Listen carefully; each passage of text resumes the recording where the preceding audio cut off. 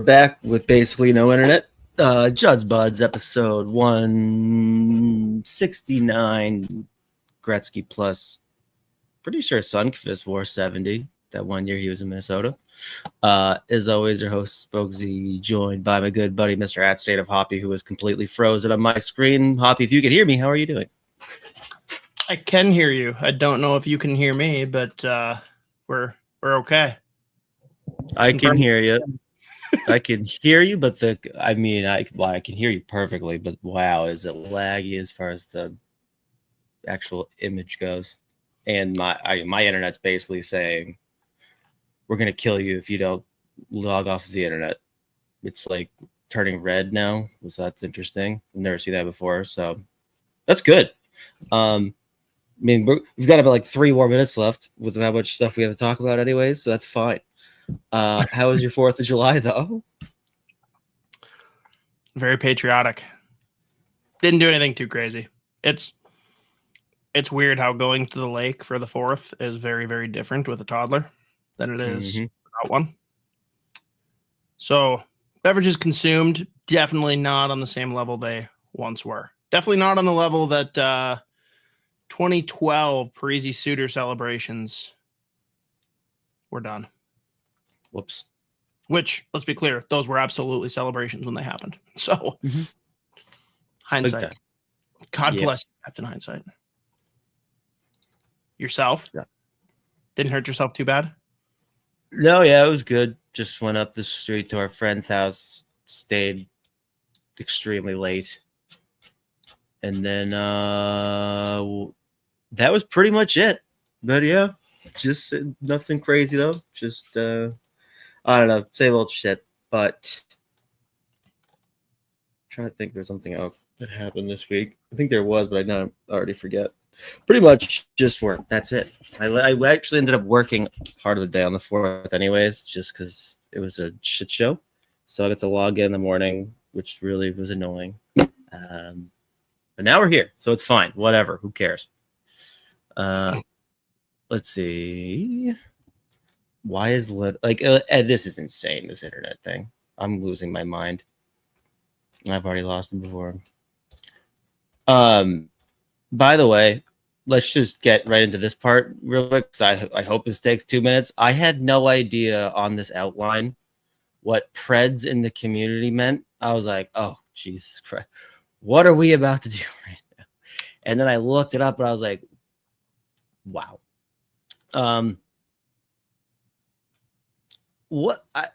Okay.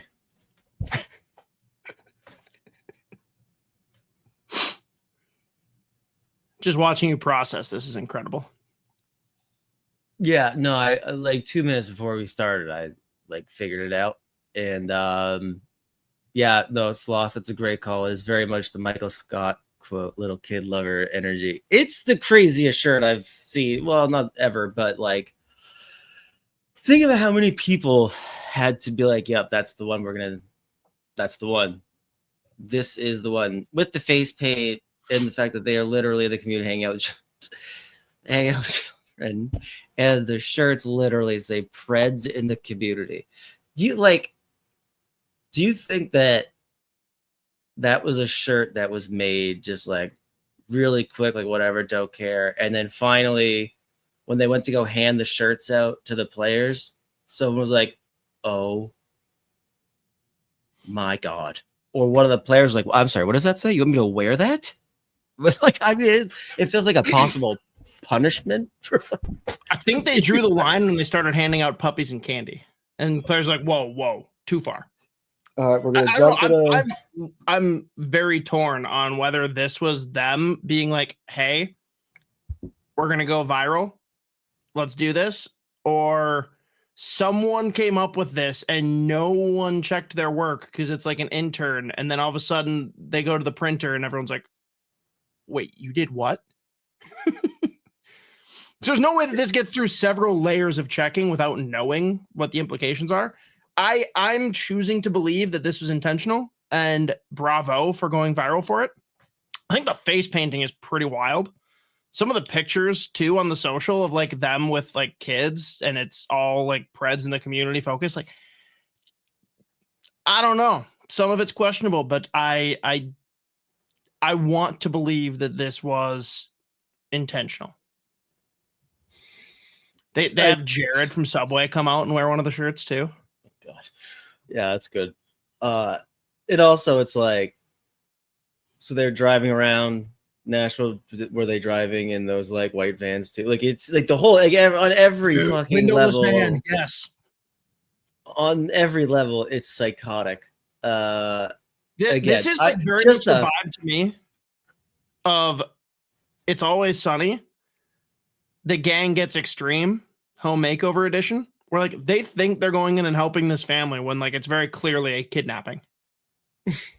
Like, do the Predators, maybe they are just completely oblivious. They're loading all of their prospects into windowless vans with candy and puppies, driving around the city, going out and grabbing kids and bringing them in and saying, we want to help you. We're part of the community. Like, you're welcome. Maybe. I don't know. We're here to save the day. It is incredible, though. I'm glad that it happened. Whenever we make the joke, like jerseys and logos and stuff, like my immediate reaction is always like, I need to put Jared from Subway on the Predators jersey. They decided they were going to one-up me. I can't ever really do that and have it be successful anymore because people will think I stole it from this. So well done. Yeah, and the more I think about it, it really is the face paint that really just is the nail in the coffin, where it's like, I mean, like the shirts would have been bad enough on their own, but you're having them paint their face as well. The whole thing is just out of control. I mean, how they let it get that far, like even if there was a last minute thing, it was like, you know what, we're just wearing yellow shirts. That's it. Like, oh well, we shortened it to Preds. Predators would have been too far. We shortened it to Preds, so it's fine. And then no one will even make that connection, probably. I think the bigger thing that you gotta take consideration on, look under community on these shirts. There are sponsors. There are partners. Perfect. It's also funny too. They had to have signed off, or they're like, "Yeah, we're done." Like, what's also funny too? It's funny thinking about because it's the prospects. So it's like, especially if they're going and like hanging out with like the youth or whatever. Most of them have no idea. Like no one's gonna know who the prospects are yet. Like a 6th-round pick's running around in a shirt that's like Preds in the community, and it's like no one knows the player is yet. Like obviously years later the NHL, so he's literally not well known. They're I don't know. He's with the hockey guys, I think. I don't know. He's got a shirt that says Preds and he's got face paint on. He wants to hang out with the children, so it's fine. I'm sure it's all right. So it is just it really is nuts. I mean, it did. It definitely did make it through several layers of vetting, and they're like, yeah, I don't know, looks good. I do wonder if the face paint is where like some of them stopped and were like, we're really doing this, huh? They're like, oh fuck, or they did the face paint first and then they got the shirt like, wait, we can't do both of these. Yeah, but that's what it is, man. Preds in the community. Good fucking award. I mean, what a league. What a league. To catch a Predators prospect. Oh. Yep. All right. Well, we can circle back then. I mean, as far as I know, Z, for NHL free agency, there's only one big fish that had not been signed when we jumped on last Tuesday. Maybe I'm missing someone, but the Nikolai Ehlers watch is over. He is officially with the Carolina Hurricanes, which, I mean, cool. It's crazy that like they're a team that I always hold in such high regard. He's a player that I'm obsessed with. And that move literally did nothing to me being like, oh my God, they're so much better. Right. Like they still just are who they are. Yeah. I weirdly thought like when Gensel went there, that was significantly more of a reaction from me. Probably like, I don't know. I think that it is weird. Like, the difference is he's got the track record in the postseason that Ehlers doesn't. Mm-hmm. Right. And granted, that's not all on Ehlers. I actually put a lot of that on Winnipeg, the way they deploy him and just the fact that their team generally doesn't perform in the playoffs. But that is why I think Gensel was such a different addition. And it's funnier because everyone wants to like say that him and Rantanen are one and the same, when the reality is Gensel wanted to stay and they fucked around too long and then they found out. Like, Right. That's why with Rantanen, they jumped in right away. They're like, we're not messing around. We're going to give you our best offer. He's like, yeah, I don't want to be here. Yeah. Yeah, I don't know. It's weird too, because again, like you said, I didn't really have a massive reaction to it. It kind of just felt like I was like, yeah, that just feels like the right team, the right fit. Like he's gonna fly around the ice again, like fucking shot volume, whatever. But I mean, he was good this postseason. But I mean, yeah, for me, like I don't really know how much better if it really moves the needle that much for Carolina. I honestly was even more excited for them when they just like re-up Stanko for like fucking $6.5 million. I think it was 6.5 million. Weirdly, I was like, hell yeah, that rocks. And like when Ehlers signed there, maybe it was just because it was at the end of such a lame like free agency class. What like a savvy contract too. Yeah. But yeah, I don't know. It's the last big fish. It was like, yeah, that feels like the right team to sign him. And again, I don't even know how much it moves the needle for them, but hopefully he can stay healthy too. I'm in Washington, which is weird. That would have felt really weird picturing him in Washington. Yeah. But yeah, I don't know. What a weird fucking free agency. Like, it was just very, again, with all the trades or the guys that re-signed like the day before or 2 days before. I mean, even Brock Besser ended up that morning just re-signing, or the deal smaller than everyone thought he was going to sign. Other than that, like pretty much all the business got done before day one, which just like there are a couple of big ones, but nothing crazy. So it's just been a very weird like start to free agency. And I mean, we'll see what happens with these RFAs now. A couple of guys filing for arbitrations, a couple of guys just getting their QOs. I don't know. I feel like this might be one of the more boring summers, other than us waiting for like Rossi stuff, if there's anything. I think for Wild fans, it's not going to be boring because Rossi and Kaprizov are both pretty pivotal decisions that people are expecting sometime this summer, and it's going to be a bunch of just hurry up and wait. It is like we always kind of pigeonhole ourselves and get like one-dimensional on how like, hey, here's news. This is how it's going to impact things versus looking at the other side of the coin, where like this year, everyone thought, hey, salary cap goes up. People are going to spend like crazy. Free agents are going to be going everywhere. And it's like, well, no, now teams are just going to extend all of their players always because they can do so. Mm-hmm. But like no one really thought about that as a possibility. Yeah. And I mean, the cap's going to keep going up significantly too. So it's just like, I guess that's what's going to make it the most interesting. It's just like how many big trades we can even see teams pull off. I don't really know. I'm like at a point now where there's so many different moving parts now where like the cap's going up to this quick or this much year after year. Even shit with like changes that are coming up. CBA is coming up. We've got the CHL NCAA thing. But I'm like, it's feeling a very different landscape pretty much between the NHL, junior hockey, college hockey.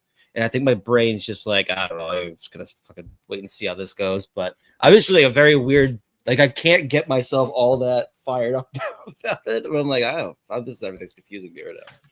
I feel like I'm like a year behind on all the big news. Right.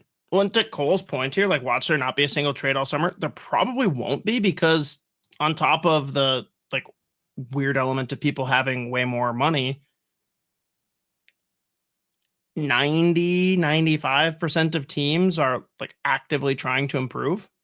Mm-hmm. And again, I love that Pittsburgh is just sitting there by themselves as a team that might sell off assets. Puts you in a great spot to claim a higher price, but I'm sure Dubas will end up just keeping the players and yet again disappoint me, but whatever.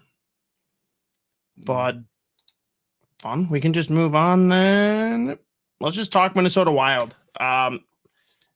Obviously no drastic changes to the lineup. We've got, of course, Nico Sturm back in the fold. and then a bunch of things that didn't change. Basically, we swapped him in for Freddie. Mm-hmm. And we don't have Brody to start the year. First philosophical question on line combos is, are we for or against stacking one line? Well, I don't know if you've looked at Daily Faceoff. I just checked this morning, and I pulled it up again just now. Tell me, can I read off the four lines and see how you feel about this? This is gonna be I can't tell if I'm like, I'm like kind of intrigued. Like, fuck it, I don't care. Like, why not? All right, line one. Let's lead though. Do they have every player included that should be included at least? Yeah, well, you tell me. Okay. I don't know. Line one: Kaprizov, Ek, Zuccarello. So that's whatever. Hate it. Yeah. Line two: Boldy, Rossi, Tarasenko. Line three: Ogren, Yurov, Hartman. Line four: Foligno, Sturm, Trenyan. Can I tell you what my first thought was? Why is my favorite line the fourth line? Like, what? Convinced that's gonna be the most successful one. I was like, stop doing. I'm like yelling at my own brain. I was like, no, don't think that. Stop that. Stop that. Stop that. I don't know why, but I'm kind of into it. Like, fuck it. I don't care. Like, I mean, I'm at the point now where like I get to see Rossi and Boldy together again. It's gonna be. I feel like you're going to get essentially nothing from Tarasenko if he's not in your top six. Ogren and Yurov together is very fun in my head. And then Foligno, Sturm, and Trenyan just feels like you will give up -8 goals per game. And like every once in a while, one of them is going to chip in some offense. Ideally, maybe Trenyan. That'd be great. That being said, I mean, I feel like Foligno and Hartman should be playing on the same line, especially based on what we saw in the playoffs. I mean, I just don't think they're gonna. I don't think that's what it's gonna look like. But part of me was very intrigued. And I was like, you know what? I kind of want to say fuck it and do it, unless you want to load up an all Russian line of Kaprizov, Yurov, Tarasenko. Yeah, that's what the chats are begging for, which I think would be very fun. And you got to at least try it at some point. But I want to see every possible combo. Like, obviously, it's funny because, like, I mean, a year or two ago, like at this point in time, but to like last year or the year before, everyone saw the buyout money from Suter, Parise coming off and had a very different idea of where we would be right now. The last week in everyone's head a couple of years ago was very different than what actually ended up happening. Just given some of the contracts that were signed, whatever. Like, I'm sure a lot of people were more just did not see the Tarasenko being the biggest addition to the team on free agency day. But so Z Sloth hit on one of my two biggest takeaways from this. I don't think they put JoJo in the press box. No chance the Wild start with that, at least. Right. Which is going to anger a lot of people, but it's just the reality. For me, I am open to so many different line combos for that first line. There's no room in my brain for the idea that Kaprizov will play with Ek and Zuccarello. Play with either one, not both. Like that makes zero sense in the world to me. And I hate to say this because it's probably not completely true, but at this point, I feel like Ek and Boldy are stapled. No? Mm-hmm.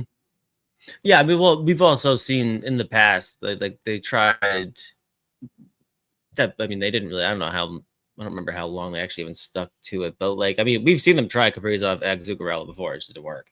Doesn't work. Okay, we've seen it before. So I realistically, I would say the only remotely close to realistic line out of those is the fourth line. Like I could see that.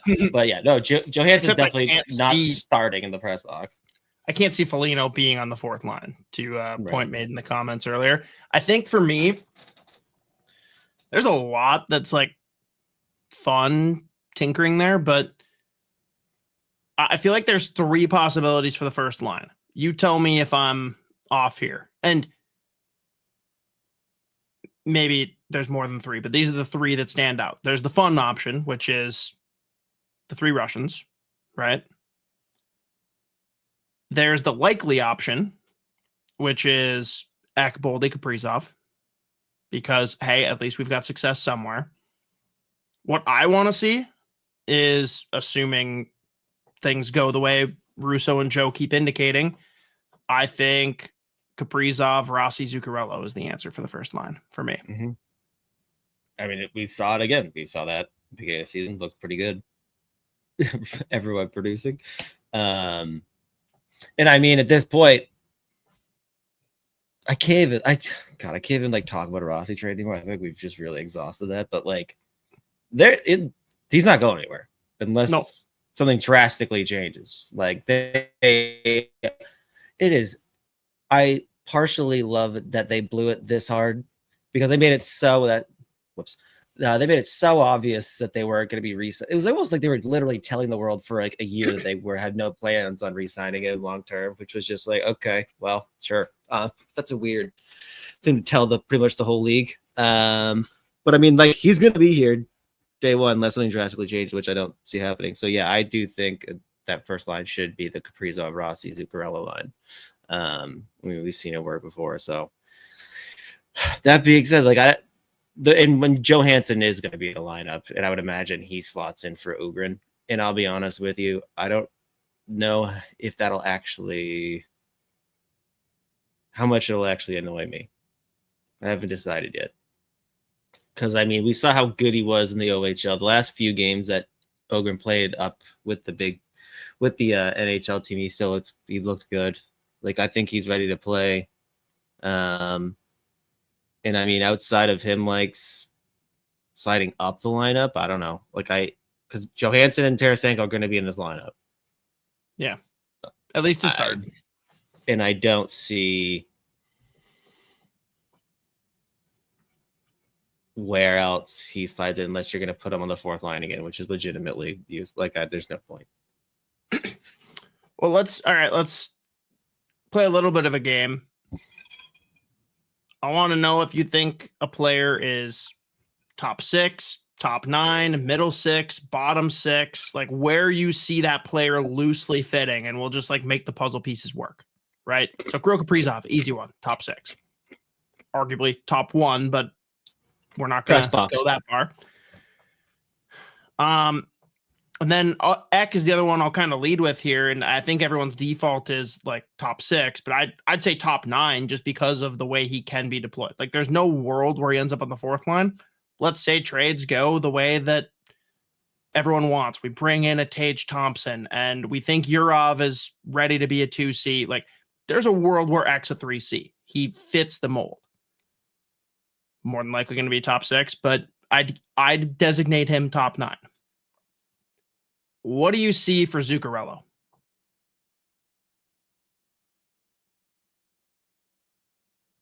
Middle 6. Okay, so you don't see a world where he's on the first line with Kaprizov. Not that you don't see a world, but unlikely. Actually, that's not true. He's still so much better than Tarasenko. All right, yeah, no, I changed my answer to top 6 again. I did my big thing is the Tarasenko part of this. Yeah, no, and so all right, Tarasenko then. Is he top 9 more or less? Top 9, yeah. Okay. Marco Rossi. Wow. 12. 13th forward, probably. These top 12. Which is psychotic, but yeah. But I mean, I'd say top 9. Yeah, I don't think he ends up on the 4th line again. I think if Garrett ever wants to trade him, he can't. Yeah. Plus, I mean, it's top 9 for sure. Okay. Boldy. Top 6. Hartman.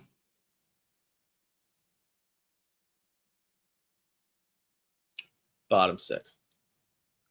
See, dude, for me, Hartman's 12. Like, he can literally play on any line. And that's kind of the beauty with him. Yeah. Foligno. Bottom 6. So you'd go bottom 6 over middle 6. Yeah. Honestly, I just see him being the staple on the third line, and the people that play with him are going to rotate in and out. But all right, bottom 6. Sturm. 4th line. Too bold to say bottom 3. Yeah, he's 4th line, like firmly 4th line.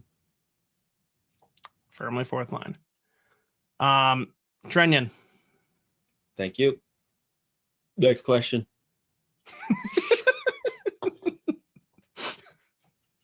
God damn it. For Ogren, do you feel like he needs to be middle 6 if he's in the lineup, or do you think they play him on the 4th line?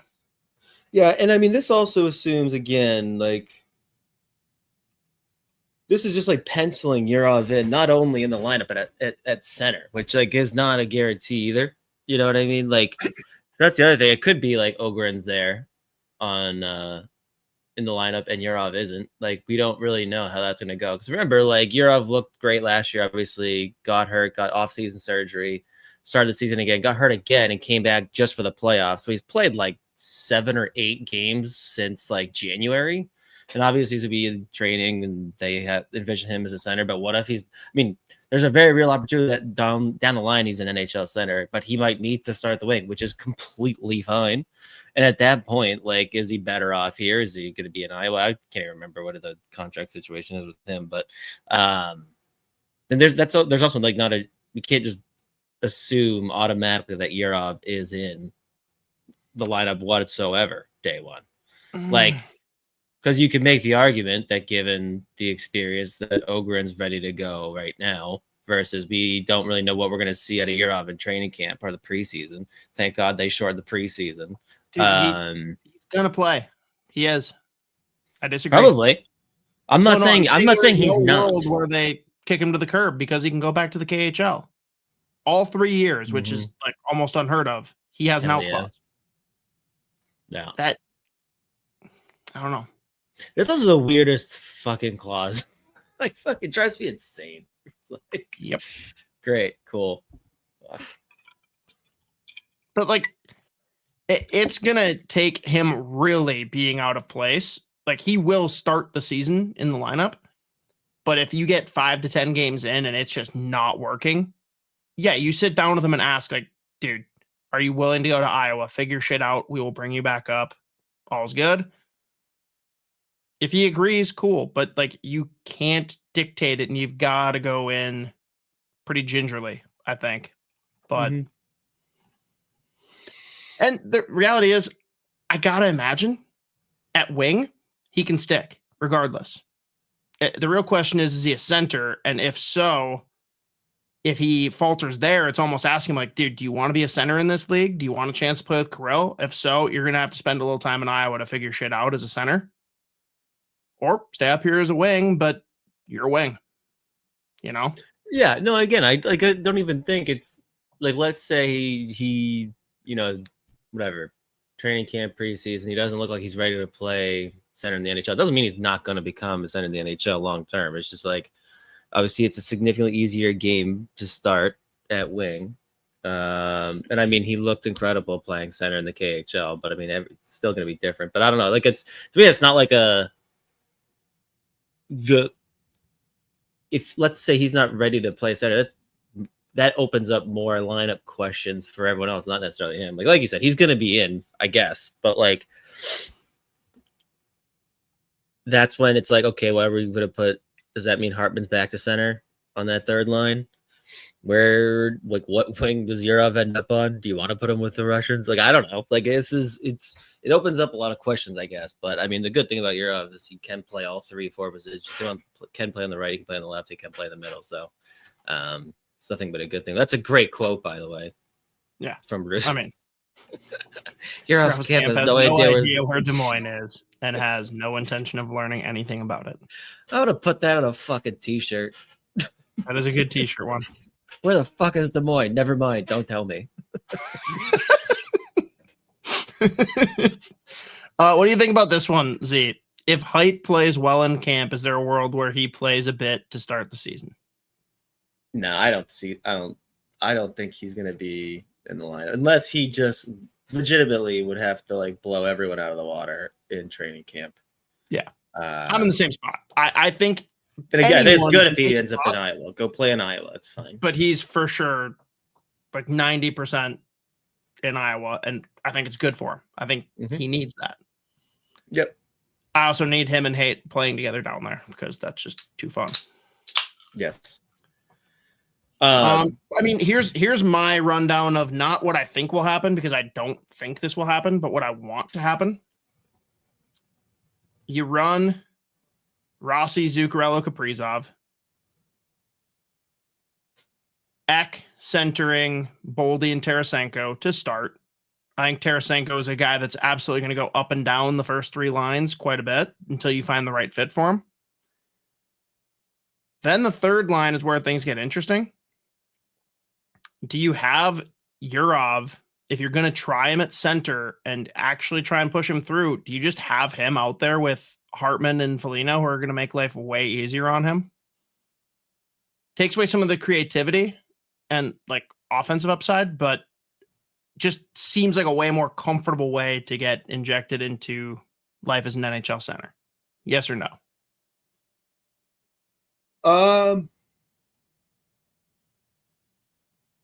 Yeah, I probably would honestly put Johansson there instead of Foligno, though. Like, to me, Johansson on your fourth.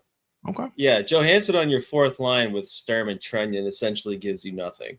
Like, I think Foligno, Sturm, and Trenyon can actually be, like, a very good fourth line and a miserable line to play against. And Johansson at least stretches the ice a little bit. Right. And, I mean, yeah, Johansson can play with speed with Yurov, like, good in transition. That's another thing. Like, Yurov's, like, north-south game in terms of, like, creativity flying up and down the ice. To me, like, they make a lot of sense together, just in transition, and complement each other. The thing is, you put, like, at that point, that opens up the opportunity too for Yurov to kind of like be the goal scorer on that line too, which is fun because he does have such a good shot. But yeah, I mean, I think it just makes more sense to me to have Johansson there instead of Foligno, or you could put Foligno there and drop Hartman. Foligno on the right and drop Hartman down there too. You could do that. I'm okay with any of those, which is fine. Yeah, exactly. It's fine. I do really think that all season long, Hartman is going to be utility guy. That's like, okay, depending on who's going well with who's healthy, who's not, like Hartman will play up and down the lineup. And they're just going to tell him like, dude, wherever we put you, just be ready to go. Period. Mm-hmm. He won't be taken out of the lineup. I don't think they want him on the fourth line by any stretch, but hey, if everything else is going, you're in a great spot if you've got him on your fourth line. So, all right. Ready for the D pairs, bro? They've got those up too. Kind of scared. First pair, Middleton Faber. Second pair, Booyam Spurgeon. Third pair, which is very funny, Lambos Bogosian. Hey, we hate you, Curse Lambos. Good luck, motherfucker. Kind of intrigued by it, mostly because Lambos in the NHL is what I want to see. Thoughts? Hell yeah, Lambos. Or do you swap in so many ways? You or give Lambos just a chance to start. Put him on the first pair with Faber, Middleton back with Spurgeon, and Booyam, welcome back, motherfucker. You're back with Bogosian. I actually like that a lot more, and I do think in that scenario, I don't think you have a like first and second pair. I think you've got your top two pairs that are kind of deployed as you see fit. But I think with Brodin out, like I actually don't hate that. Mm-hmm. Granted, I don't know. I might be alone in this world, but I want What's Juracek's status? When is he healthy? I don't know. Is he back to All I start know the is year or no? I'd be surprised, man. Like lacerated spleen just sounds like he's. I don't know. That would have been a good idea to figure out first. But if he's ready, if he's back and ready to go, fingers crossed he's in the lineup. Yeah, exactly. And like, I don't. Yeah, keep the other kids in too. Still, like, I don't care. It is funny that it's like, who's gonna play with fucking Bogosian? I feel Dibs. Not it. Fuck. I don't know. I want to. I don't want Middleton and Faber together. I'd rather have Middleton with Spurgeon, personally. Yeah. If anything, I know fans are going to be like, yeah, Boy and Faber, do it. Like, I'm fine doing it for a little bit. I don't want that to be the thing long term. Like, we've talked about a bunch. Like, right. I want them running their own pairings when it's all said and done. But to start the year, if that's what you've got available for healthy bodies, fuck it, do it. But I do like the idea of, hey, if you really want to see what Lambos has got and see if he can do it, stick him with Faber, see what happens. And I actually, even sticking Lambos with Spurgeon, I think is just like a safe, comforting thing to see if he can figure it out too. Just not with Bogosian. Please, for the love of God. Yeah. No, I'm with you. Like, I think William with Bogosian can actually work. Yeah, probably. And because I mean, I keep forgetting that left wing lock was part of daily faceoff, but the daily faceoff has Middleton listed with like the game time decision thing. Honestly, there's another part of me that's like, you know what, fuck it, dude. William with Spurgeon, Lambos with Faber, and just shelter the shit out of Middleton and Bogosian. I don't even care. I know when we saw Middleton and Bogosian together down the stretch, it was an absolute shit show. But I mean, I don't like whatever, dude. Shelter them. I don't care. I am just nervous about putting like how much you're asking from one of those young left shot dude when you're playing with Bogosian versus playing with Spurgeon or playing with Faber. Like it's like an insane cliff, like the difference. So let's talk then, not opening lineups, but let's just say everyone's healthy. What do you want to see? Honestly, like Bouillon. Oh well, okay. So that actually Brodin would be back then. Yeah.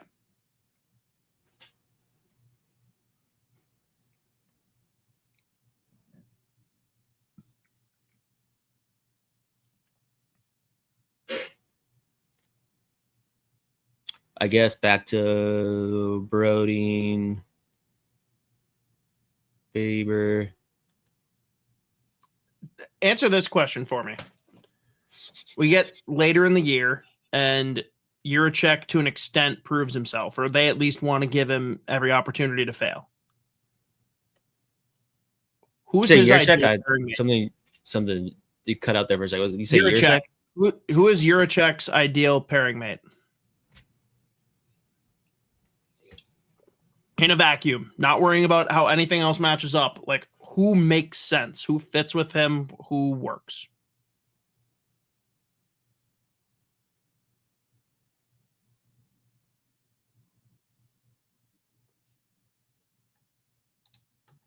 Oh, God. I mean,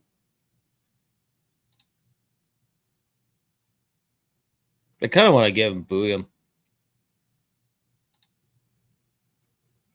So Bouillon and Juracek, that could be fun. I mean, granted, they're going to be your third pairing, and you're going to shelter the shit out of them, but fine by me. Yeah, can live with it. They can go back to Brodin, Faber, Middleton, Spurgeon.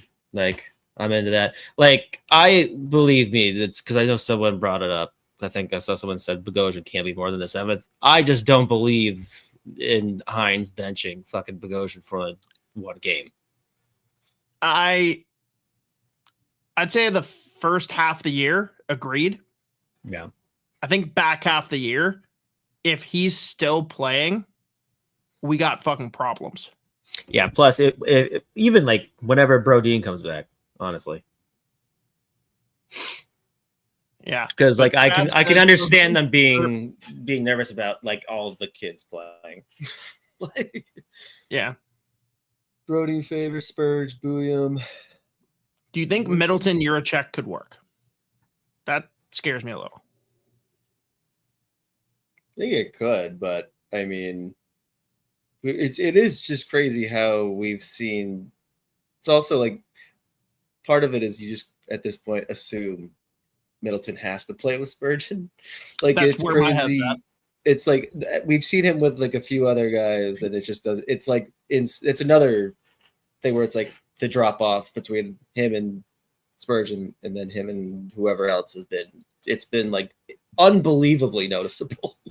So it feels like he has to, but I don't want to be stuck to that though. Speaking on the blue line, Flyer Voracek coming in hot. Rather than Tage, would you guys be interested in a Dahlin trade for Booyam Plus, or is the $11 million per year contract too much?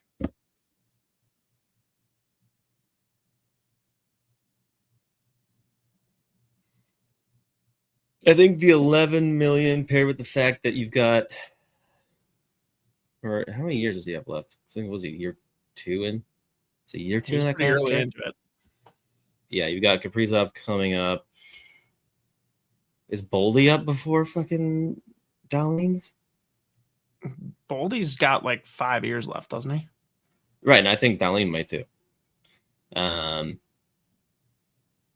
Yeah, I think the 11 million scares me. At the same time, Dahlin's fucking incredible. Dahlin's a no shit top 10 defenseman in the NHL. Now, Right. Does William have that potential? And does he obviously have an ELC? Like, sure. But there's a lot of hoping there too. Right. Yeah. Like it's really hard for me to say no to any trade that involves Dahlin coming here that doesn't send Faber. Imagine a happy Rasmus Dahlin. Oh my God. He might be the best player that's ever lived, other than Felix Anguissaro. My boy. Yeah. Yeah, the blue line, there's going to be a lot of it. I think per usual, it's going to come down to like where are the warm bodies. But yeah, once we have a healthy blue line, knock on wood that ever happens, I am really curious to see where they think the pieces fit. But I'm with you. I think that you've almost got to have Middleton with Spurgeon in that scenario. And then you got to decide how much you want to spread the love, right? Like, are you going to have Brodin and Faber playing 30 minutes a night? I don't think you want to put that on Brodin, but Faber, sure. So do you almost have Brodin play with Juracek, have it be more sheltered, controlled minutes, but like also Brodin then is like carrying your kill, and he's not like sheltered minutes necessarily, but like sheltered matchups kind of like, I don't know. Then you're kind of losing Brodin. How do you juggle all of that? Because I don't love Brodin and Faber when Brodin is our biggest question mark for staying healthy. You know, like you don't want him playing the 25 to 30 minutes that Brock Faber well. Yeah. I also like the other part of this too is I know that we were literally just saying like we have to put Middleton and Spurgeon. Given the fact that like I think this team is good enough to make a run at making the playoffs still. Like it's hockey. Like I don't know. They're good enough probably. Like a question. I'm not saying is it a question whether they make it, but like they're absolutely in. Right. Yeah. My point was this is not a fucking contender by any stretch of the imagination. I don't care if Middleton doesn't play. Like, I don't really want to like handcuff myself to Middleton having to be with Spurgeon because that's just obviously it limits the other four guys so much. Like, I'm at the point where I don't care. Like, play Middleton less if you want to stick him on. I don't know. Pick a different. Or if Bogosian's going to be in start no matter what, I don't fucking care. Like, put those two together, limit their minutes. Don't care. Like, I want to see some of these young D-men play with other the people haven't seen them play before, and I feel like we would just automatically staple Middleton and Spurs. It just limits them so much. So like I think, given the fact again, I want to see pretty much every combination between the defenseman and the forwards out the gate. It is to me, it's just a funny hockey. I don't know what it is, but this hockey team makes me laugh. Like there's just a weird combination of players that I'm very intrigued by. But I just want them to just try a little bit of everything out the gate. Like it is weird, right? Like obviously we are looking at it differently because we're closer to it, but I don't think there's many teams in the league that have as many plausible lineup combos as the Wild. Like both forward group and the blue line. It's just like, holy shit, there's a lot of ways they could go. Are there some that make way more sense than others? Absolutely. But fuck around, sprinkle stuff around. You never know what might pop. There's a lot of things that we never expected to work that did. And there's a lot of things that we thought were locks that don't work. I don't know. It's with this team early in the season. Mess around.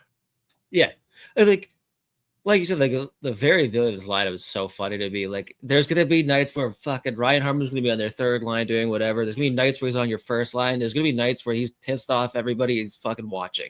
Like he's gonna get suspended probably at some point. Like it's like there are so many guys like he might be on the fourth line one night. He might be on the first line 2 nights from now. Like. We don't really know. It's just there's guys that are going to be up and down the lineup everywhere, and it's just fascinating. So that's where it all lands for me with like just try different things. Unless something is just going so good, obviously don't change it. But like, don't be afraid to mix it up, especially at the start of the year. Big Bear. Should they put Brodin on LTIR until the playoffs and use his $6 million to bring in a top player in a trade? He's definitely not that injured as of now. I guess what makes this interesting, though, Z, and somewhat plausible, we just know that he's going to get hurt in the Olympics, right? Like that's almost a lock. Mm-hmm. Him and or Ek are not surviving the Olympics. I'm convinced fucking Ek was born injured and has just been a sicko his whole life.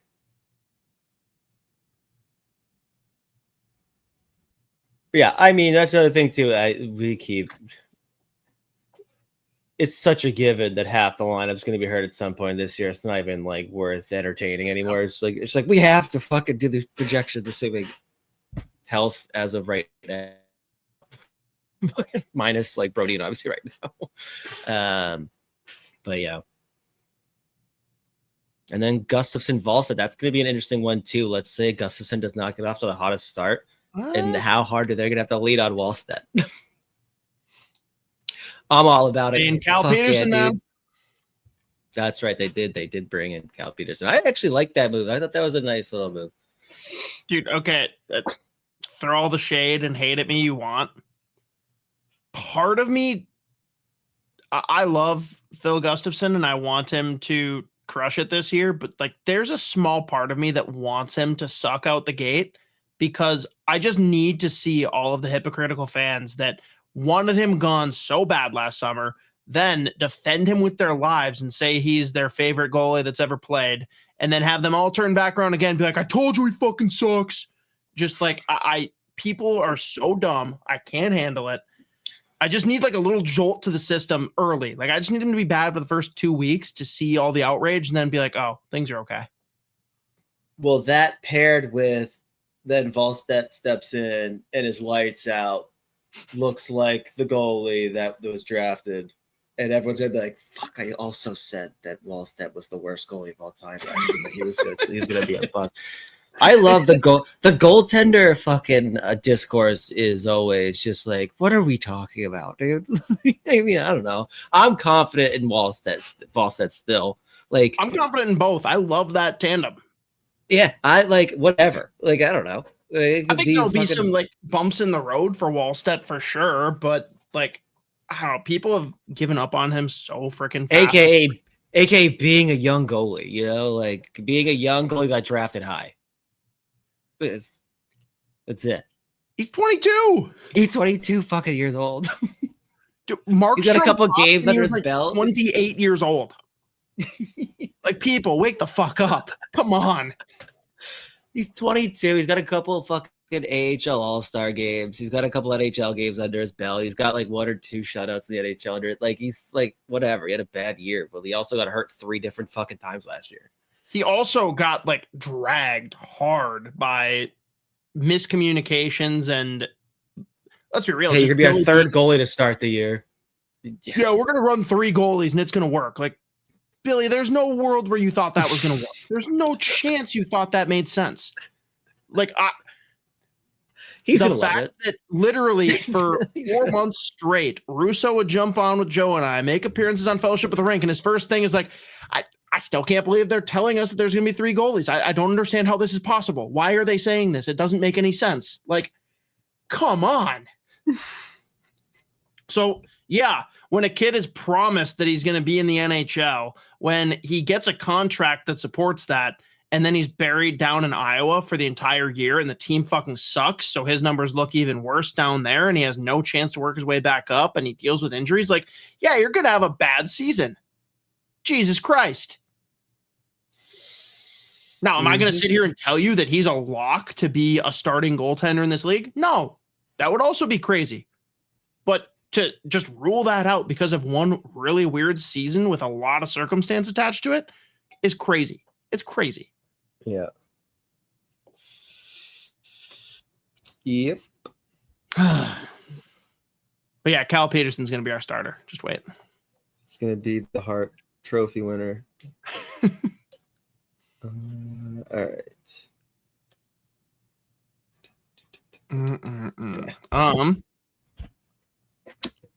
Let's move on then to some prospect talk. I think there's only 2 guys we're really going to talk about here today. If there's anyone in particular that you guys want to hear more about, like, throw it into the chat and I'll pull something up if you've got a good question. But otherwise, we'll open it up here, Z, with breaking news. Ryder Ritchie is going to BU. I don't know if anyone knew this, but he finally announced it, which crazy that we would let this kid make the announcement for himself. Fucking Colby found best kept secret. He found my comment under Jeff's post just saying, don't show this to Colby. And it was literally just the video of Ryder Ritchie saying, like, yeah, I haven't made any decisions yet. And he quotes it. He's like, what was that you were saying? I'm like, I wasn't saying anything. Like, Ryder Ritchie said it. Maybe if you weren't a asshole that goes out and puts it out way too early to the point that your admin has to go and badger people to take down their posts and just let the kid make the announcement himself, maybe this wouldn't be a thing to begin with. And he wouldn't have had to like backpedal in his availability and say, yeah, I haven't made a decision. Oh yeah, I have. Just shut up and let me make the announcement. Cool. Hell yeah. I don't know, I'm sorry, Z. I know you're a big Colby supporter, so I apologize for everything there. How long is he going to be at BU, and where do you think he slots in? Like, who can you see him playing with? Holy Lord, I didn't get any of that. Ryder Ritchie, BU. How fun will it be? Who do you think he'll play with? Yeah, I mean, I think well, it's going to be obviously. It's going to be a ton of fun. I have to go back and just check which guys stayed and which guys are going or which guys signed again. Plus, I know there's some of the program kids that are coming in. Because there is a part of me being...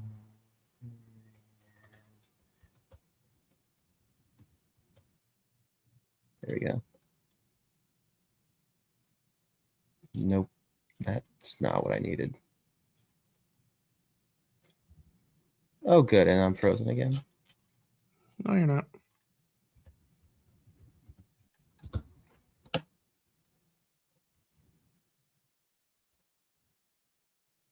Can't remember. There was a few guys that I was very intrigued by the idea of him slotting next to as far as some of the program kids, but now it's just not coming up for me, so that's cool. Yeah, I'd have to look again who's going to be staying at BU, who's signed, and then who's coming in. But I mean, he's going to be in their top 6. I think, like, watching him play pretty much with like every different forward in Medicine Hat this year. I think he'll be able to slot in anywhere. Again, he can score goals, he can make plays, and again, I think just the college schedule is going to be so much better for him, anyways. But I'm just excited to see them in person. I'm going to try to get to as many games as I can this year, so it's going to be great. Nice. The other one we got to talk about, is it Adam Banach? I've heard it.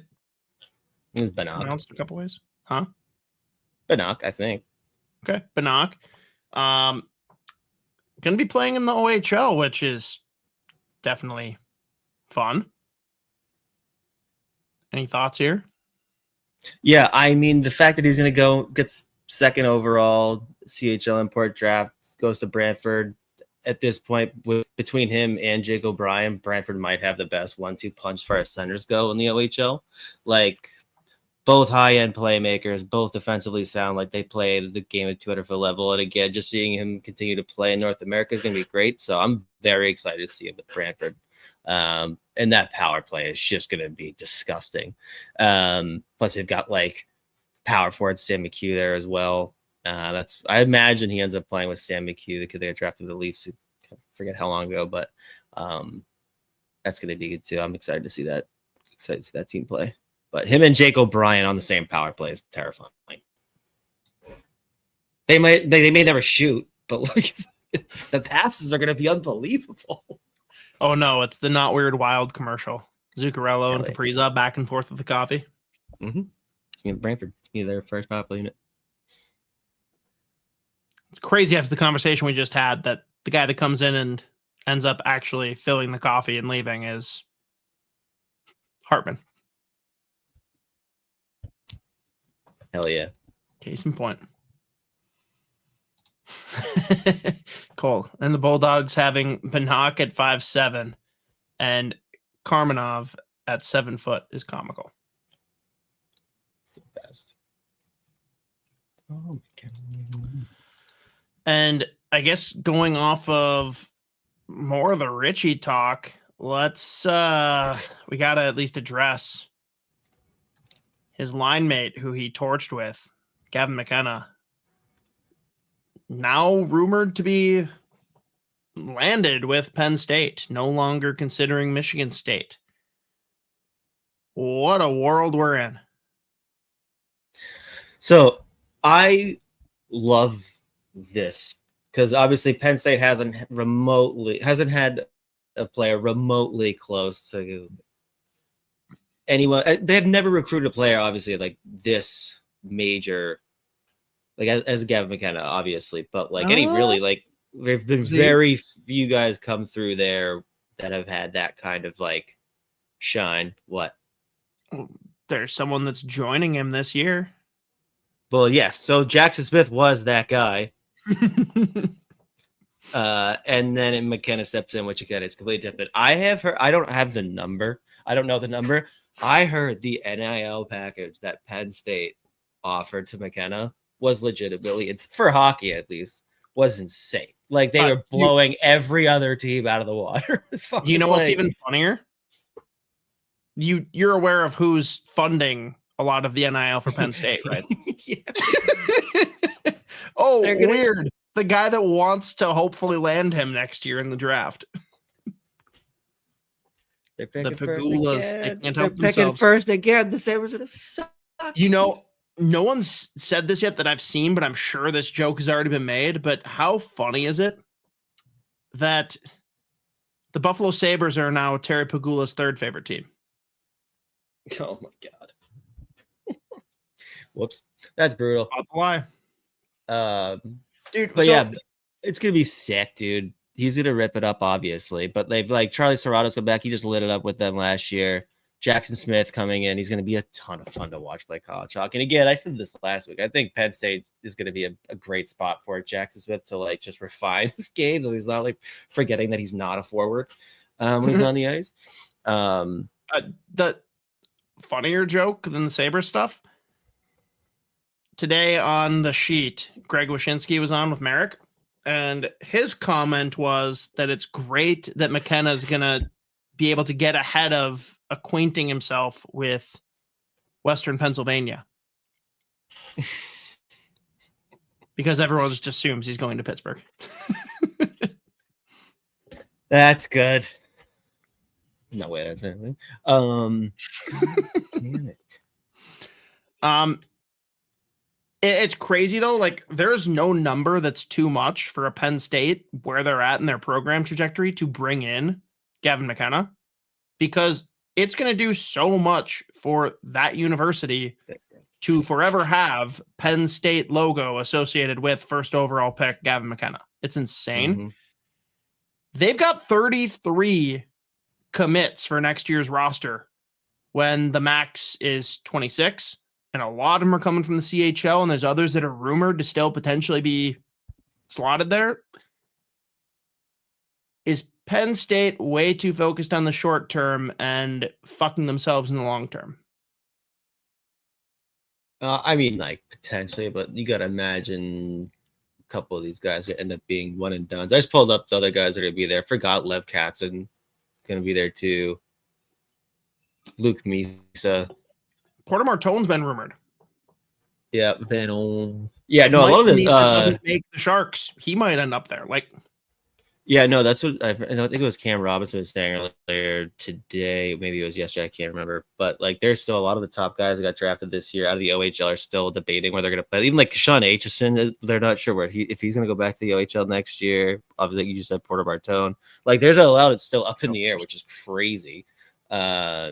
Yeah, but I forgot how many guys Penn State ended up pulling from junior. I'm going to count them up now. One, two, three.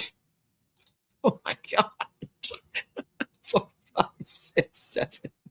What are they? Jesus Christ. Half the fucking CHL's go to Penn State.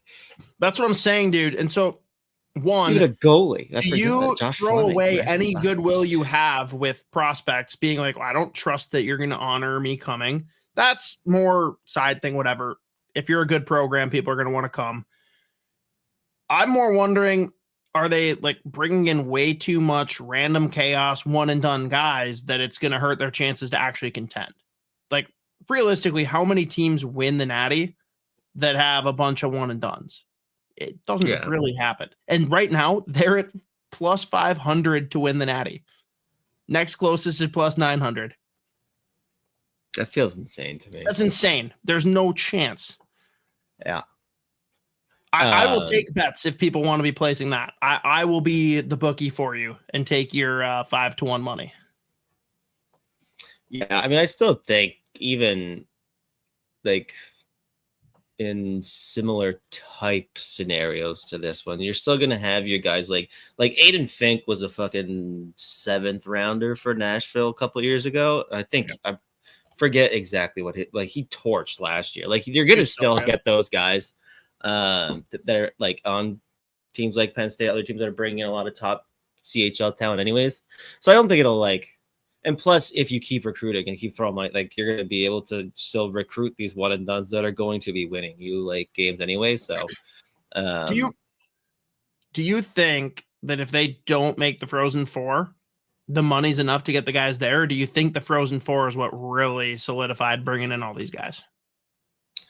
Maybe. I mean, Penn State specifically is also just like the barn, like all the money they put into like all the facilities and stuff. It's speaking insane. of Preds in the community. There you go. Jesus. Well, all right.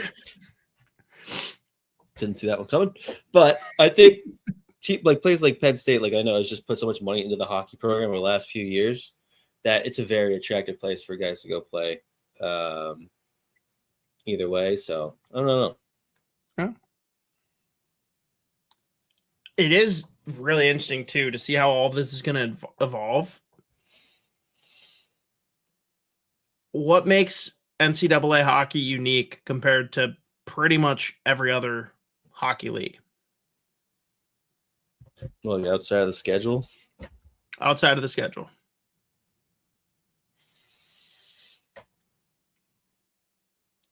Name another league for elite talents, like late teens and on, where you get to choose where you play. Yeah. It's fucking like, too. Are NHL teams going to hijack some of these college teams and basically say, you are my like training ground for my prospects. Like, here's 2 guys I drafted. You're going to play them together, make it work. And I'll make sure they go there. Yeah. Versus like what I believe as of now, the Gophers are going to be. Bob doesn't give 2 shits. If there's a good guy that fits, that makes sense, he'll grab him and bring him in. I don't think he's going to like push too hard on these CHL guys. Like, we've seen him in the transfer portal. He grabs the guys that make sense, that fit in his lineup. He's not going to go out and try and turn over his whole roster to bring in marginally better players. You know, I'm just curious to see how that gap widens or how much that changes in the next like 3 years here as everyone sorts through now this like permanent landscape of transfer portal plus NIL plus CHL eligibility in college hockey. Like, it's fascinating to me. I have no idea what to make of it, but it's going to be very interesting. Yeah. Did you see the This is just like such an outrageously stupid comment from Schmitty to go. Like, come on, dude. You can be mad at some of the stuff the Gophers do, but like the NIL thing is so blown out of proportion and the Gophers are going nowhere. They probably won't win a natty, to your point you made earlier. Like, Gophers are here to make me suffer. But that also means they'll never be bad because I can't have expectations if they're not good. I was looking for the article. It was they did the interview with the WHL commissioner, and basically all he did was just like lie and shit on college hockey like mercilessly, and then all of a sudden I just hear you go, "That's a stupid fuck." I was like, "Oh my god, what happened?" It's not even directed at Schmitty because he's not the only one that says it. It's just like there's so many people that say like, "Oh, Bob's the problem," and they're not willing to spend NIL dollars. Like, you understand that like outside of Penn State, really no one's using NIL the way that people think NIL is being used. It's just not true. Like, there's so many rumors about like Yzerman was getting bags thrown at him to go back to BU. Like, no, dude, he went there because he wanted to. Like, period. A lot of Gopher fans wanted to use that for a coping mechanism, which the reality was like, no, he wanted to go back there. But like, I do not think Bob is a problem. I think that's something that gets pretty overblown in the state of Minnesota. Like, to each their own. You can have your own opinion and you can dislike Bob. I don't know who I'd rather have coaching the Gophers. The NIL thing is going to be sorted out over time. The CHL stuff is going to be sorted out over time. Fine. And hey, Schmitty, to each their own. Fair if you're frustrated with Bob. I understand some of the criticisms. I do think some of them are overblown, though, personally. And I like a lot of what he does. But really, the only thing that I will agree with that fans have shit on Bob for is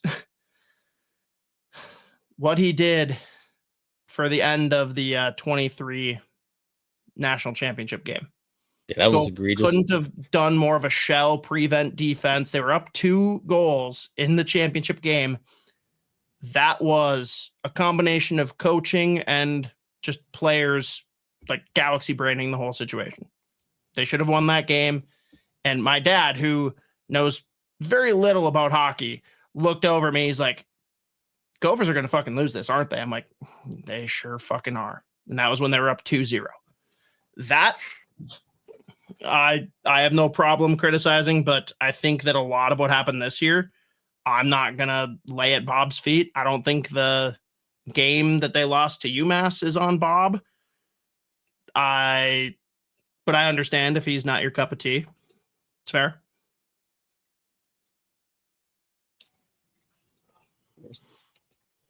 This year's going to be interesting. I weirdly, and this is just like zero logic, this is all vibe and feel. The Gophers are going into the season probably ranked 4th at best in the Big Ten. Mm-hmm. This is a year that they sneak through. And I'm not saying they're going to win a natty by any means, but like this is a year that they're going to outperform what a lot of people expect because no one has that high of expectations with all the guys that they just lost. And I think they do still have a very strong roster. They're not going to have a Hobie contender probably, but it's a very balanced roster top to bottom. I got to see how the goaltending shakes out. But if the goaltending is solid, I think this is a team that no one else wants to play. Mm-hmm.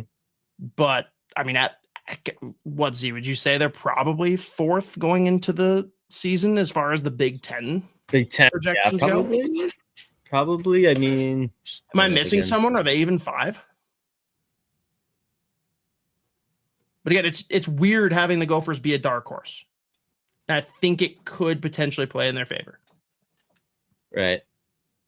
Yeah, I mean, Horror Docs who's above the Gophers in the Big Ten. For sure, Michigan State. For sure, Penn State. And probably Michigan. Now, is that where the season will finish? Who knows? But I think going into the season, that's probably where people are going to slot it.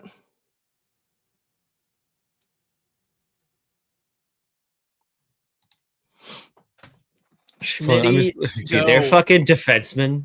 Like the just how massive that back end is. It's Rombach, Maceo, Phillips. Like Maceo's not going this year.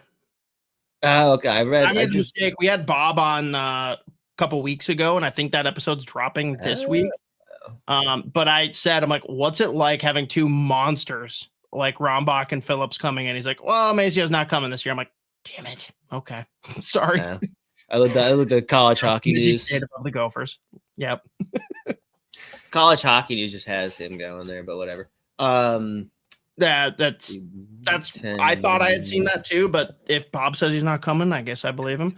Schmitty to go. There is usually a lot of talent on his teams, but it doesn't feel like he can get them going when they go galaxy brain, as you say. Got to be able to motivate when they're in zombie mode. I think there's truth to that in some games, but I think there's a lot of games where people point at that and it's not on him. So I'll half agree. There's some validity to it, but I think it gets a little overblown and overstated, personally.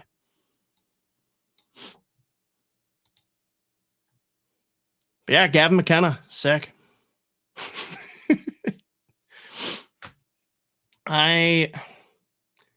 Dude, isn't Porter Martone also like being rumored to Penn State potentially? Yeah, I mean, I think there have been rumors out there about that. I don't know, but I don't know how realistic it is at this point. But they could just start pulling everybody, dude. I just pulled up like the Big Ten again just to make sure the fourth feels about right. Dude, Penn State is gonna struggle early January when their entire team is playing for Team Canada at World Juniors.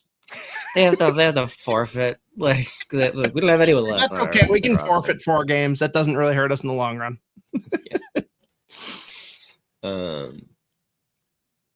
World Juniors in Minnesota. I keep forgetting. That's gonna be so fun. It's Cole McKinney, Michigan. I forgot about that one. Spence, Michigan.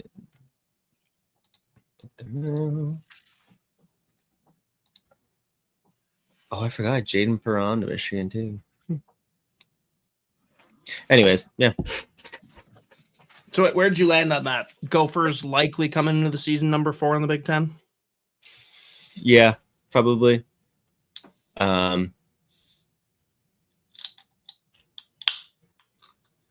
Depends how hot they are on Michigan, I guess, but 4th probably feels right. I mean, in fairness, Gophers and Michigan are 2 teams that generally get a little bit of an extra bump in the polls. So I don't know which of them gets pushed over the other. Right. I wonder if they even more shock and awe with all of the departures for the Gophers, and that didn't really happen for Michigan. Yeah, I mean, Michigan's also bringing in like a Jack Ivankovic for the goaltender. Malcolm Spence, Jaden Perron coming over from North Dakota, I guess. Full season from Hage. Full season from Hage. Cole McKinney's coming in. Will Horkoff obviously just got drafted, but full season of Horkoff because he came in a couple games in it. I forget how many games. Henry Muse coming in. You ready to be Madsy? Yeah. Should they move this time of year? Yeah, it was really good last time. It's actually like a really good thought, Cosmo. Like I see where you're coming from, but they had to do this because of was it because of COVID, Z? Something like that. Yeah. They pushed it and It was the worst thing that's happened. It was horrible. It was so bad to the world. I'm not kidding. That was hindsight, though, I'd probably like agree with you and be like, yeah, maybe they should. Yeah. Yeah. I just can't even picture it being remotely close to successful, but like that laugh was just so bad. Holy fuck. God. Yep. Plus, Canadians would lose their minds if it didn't start on Boxing Day. So, hell yeah, dude. But I don't know. I got nothing else. Significantly longer again than we thought. I mean, hour 15 is significantly longer. I would have said that was like our floor. Well, I mean, coming in, I was like, I don't even know if I'll have 30 minutes in me. Yeah, but then you saw Elmo. Well, no, I'm telling you, I think it was the line combos. I mean, that was like 45 minutes. That's fine. Anyways, we could do 2026 next week, though. Yeah, I think next week we'll kind of go with what I had talked about, go more of the like way too early predictions across the board. So talking like who are our way too early like top contenders for the cup, way too early vying for McKenna contenders, way too early. Shit, we can even mix in a little bit of college hockey. And then way too early rankings for 2026, top 10, top 16, somewhere in that range. If you guys have any other way too early things you want us to hit up, let us know. But I think that's generally the list will go off of it. And we can do way too early, just like where the Wild slotted in the grand scheme of the NHL too. But yeah, next week is just the way too early episode. Oh, yeah, I suppose we got to do Olympics too, Z. Fuck. My prediction, a bunch of players get hurt and NHL owners get very upset. Let's like, if I'm Florida, I'm not letting Tkachuk go. Like, right. You stay home. That dude, not for next week, but in the future, we almost have to go through all of the teams that are like true contenders or fringe contenders and see who has the least amount of Olympic participants and just immediately bump them up the list for like who we should be betting on. That's true. Although this is the last year that LTIR can be used as currently deployed. So someone will probably take advantage and it'll work out great. Every team's like, we gotta do it. Someone go break someone's hand. Someone go break one of our guys' hand. Who's making the most money here? Yeah. Fair. Let's see. Did I miss anything else? Oh, I do have to throw up one more. Real question is, when does PRED get his contract for full-time e-bug? I'm waiting. That's what I said last week, dude. I feel bad, but like, how do you not give that to Fleury if he's with the org? Like, dude, just come hang out, give us the vibes, and like, if something happens, be ready to play, and then it'll probably be a crazy story. Mm-hmm. Oh yeah, I forgot about that. What game does Stone check out in Vegas? Somewhere in the middle of the year. It's usually a safe bet. All right. I think that wraps it. Think so. I forgot that Matthew Mania was going to Michigan next year too. Who? Matthew Mania, defenseman, I think drafted by the Kings last 2 years ago. I don't know. I just remember loving his name. Hang on, is that how his last name is pronounced? Mania? Mm-hmm. What a miss by those parents not coming up with a way cooler first name. Yeah. Right? Yeah, I can't think of it right now off the top of my head, but I was just pulling up all the teams he's played for. He played 4 games to USHL. He went to the OHL that year.